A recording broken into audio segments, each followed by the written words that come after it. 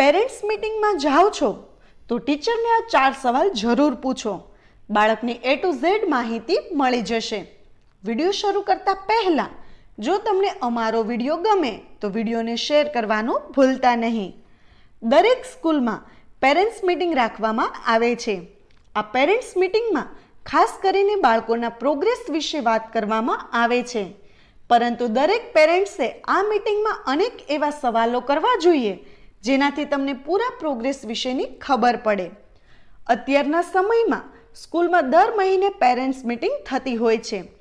આ પેરેન્ટ્સ મીટિંગમાં ખાસ કરીને બાળકોના પ્રોગ્રેસ વિશેની જાણ થાય છે.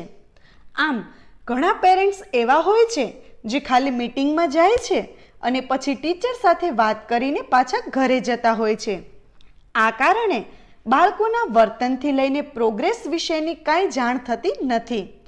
પરંતુ તમને જણાવી દઉં કે જ્યારે તમે પેરેન્ટ્સ મીટિંગમાં જાઓ છો ત્યારે ખાસ કરીને તમને તમારા બાળકોના ઓવરઓલ રિપોર્ટ વિશેની માહિતી લેવી ખૂબ જરૂરી છે. આજે હું તમને કેટલાક એવા સવાલો વિશે જણાવીશ જે તમારે પેરેન્ટ્સ મીટિંગમાં ટીચરને ખાસ પૂછવા જોઈએ. પેરેન્ટ્સ મીટિંગમાં ખાસ આ પ્રશ્ન પૂછો. 1. બાળકના વર્તન વિશે સવાલ પૂછો. પીટીએમમાં તમે જ્યારે પણ જાઓ છો ત્યારે ખાસ કરીને સૌથી પહેલાં તમે ટીચરને તમારા બાળકના વર્તન વિશે સવાલ પૂછો. આ પરથી તમને ખ્યાલ આવે છે કે ટીચર, ફ્રેન્ડ્સ અને બીજા બાળકોની સાથે તમારા બાળકનો વ્યવહાર કેવો છે. આ સમયે બાળકનું વર્તન સારું નથી તો તમે એને ગાઈડ કરી શકો છો. આ વર્તનને તમે નાની ઉંમરમાં સુધારો છો તો પાછળથી કોઈ તકલીફ પડતી નથી. 2. કયા વિષયમાં વધારે મહેનત કરવાની જરૂર છે? તમારા બાળકો માટે પેરેન્ટ્સ મીટિંગમાં સવાલ પૂછો કે તમારું બાળક કયા વિષયમાં હોશિયાર અને કયા વિષયમાં વધારે મહેનત કરવાની જરૂર છે. આ સવાલ પૂછવાથી તમને સૌથી મોટી એ વાતની જાણ થાય છે કે તમારે કયા સબ્જેક્ટમાં વધારે મહેનત કરાવવાની જરૂર છે. આ સવાલથી તમે પરીક્ષામાં પણ પ્રોપર રીતે મહેનત કરાવી શકો છો. 3. કઈ એક્ટિવિટીમાં હોશિયાર છે? સ્કૂલમાં અનેક પ્રકારની એક્ટિવિટી થતી હોય છે.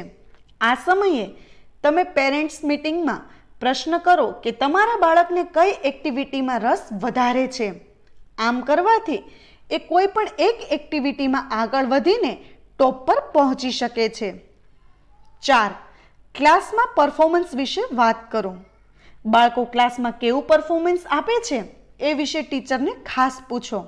આમ કરવાથી તમને એ વાતની જાણ થશે કે હવે તમારે કઈ બાબતમાં વધારે ધ્યાન આપવાની જરૂર છે. મિત્રો, તમને અમારો વિડીયો કેવો લાગ્યો? કમેન્ટ કરીને જરૂર જણાવજો.